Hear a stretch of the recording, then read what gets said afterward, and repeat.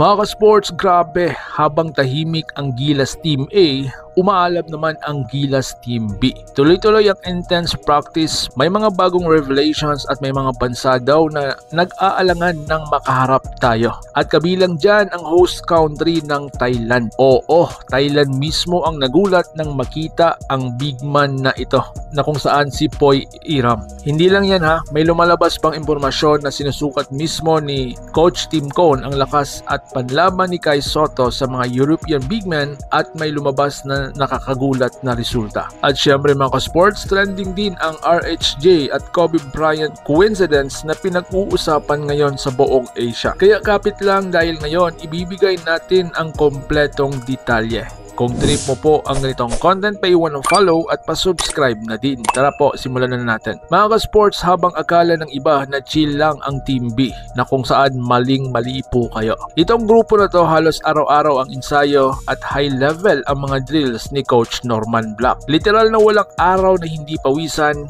walang araw na hindi may improvement. Ayon sa mga sports insiders, mas mabilis daw ang kanilang rotation drills, mas physical ang scrimmage at mas structured ang sets kumpara sa nakaraan. Ginagamit ni Coach Norman ang Team B bilang development pipeline para kapag may injury, may kulang o may biglang hila sa Team A, na kung saan ready agad na may papalit. At dito na papasok ang isa sa pinakamainit na pangalan, si Poy Iram. Mga ka-sports, kung may isang big man na ngayon ay pinag-uusapan sa Thailand, hindi po si Kwame, hindi po si QMB, kundi si Poy Iram. Ayon sa reports, nang nakita ng Thai analyst ang training camps ni Iram, mas malinis ang depensa, mas maganda ang timing sa blocks at mas efficient sa pick and roll. At ang pinaka-kinatatakutan nila, yung experience niya. Alam nila ang pagdating sa international play, iba ang value ng veterano na marunong mag-adjust. Kaya ang mga Thai fans pa nga ang nagsabi, that's the guy we don't want to face. Kaya hindi nakakapagtaka na nagiging local point na si Iram sa scouting report ng Thailand. At sa nakita nila,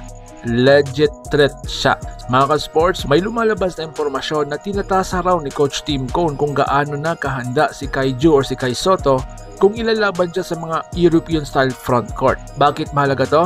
Simple lang. Kung gusto ni Kai na magiging long-term cornerstone ng Gilas, kailangan niyang pumasa sa tinatawag na European Physicality Test. Ayon sa mga sources, sinukat ang mobility ni Kai sa ball screen, tinest ang kanyang footwork niya sa mga stretch big, tinignan kung kaya niyang tumapat sa mga 6'10" at 7-footer bruisers, at pati ang decision making sa mabilis sa half-court sets.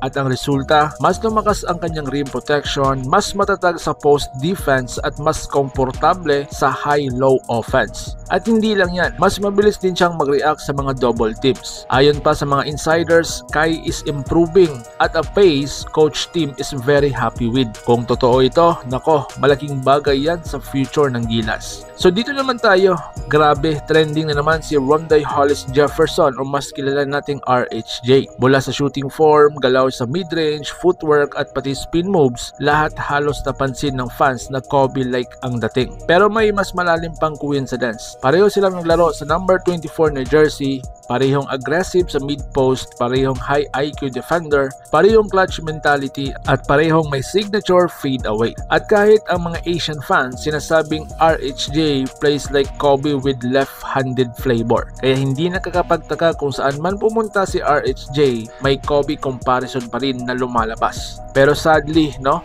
nagka-injury si RHJ sa kanilang laro sa EASL and hopefully sana makalaro na po siya ahead of time. Kasi sabi ng ating mga source, almost 1 year siyang di makakapaglaro sa kanyang latest injury na naganap noon sa isang event sa team niyang Meralco Bolts. Kaya mga ka-sports, ito na po ang malaking picture. Gilas Team B, umarangkada. Poy Iram mas dangerous kaysa inaasahan ng ibang international country. Kai Sotto, sinusukat, sinusuri at ready na daw for the next level. At RHJ, hindi matapos-tapos ang kanyang Kobe comparison at ang kanyang worst nightmare na injury. At lahat ng yan papunta sa isang direksyon. Mas malakas na po ang ating Gilas Pilipinas. Kung gusto mo ba ng mga ganitong updates, analysis at breaking stories, huwag kalimutang mag-like, mag-comment at mag-subscribe. Ito po si The Sports Update at ito ang Gilas Update Today. Kita-kits sa susunod na video, so paano? Ingat po kayo.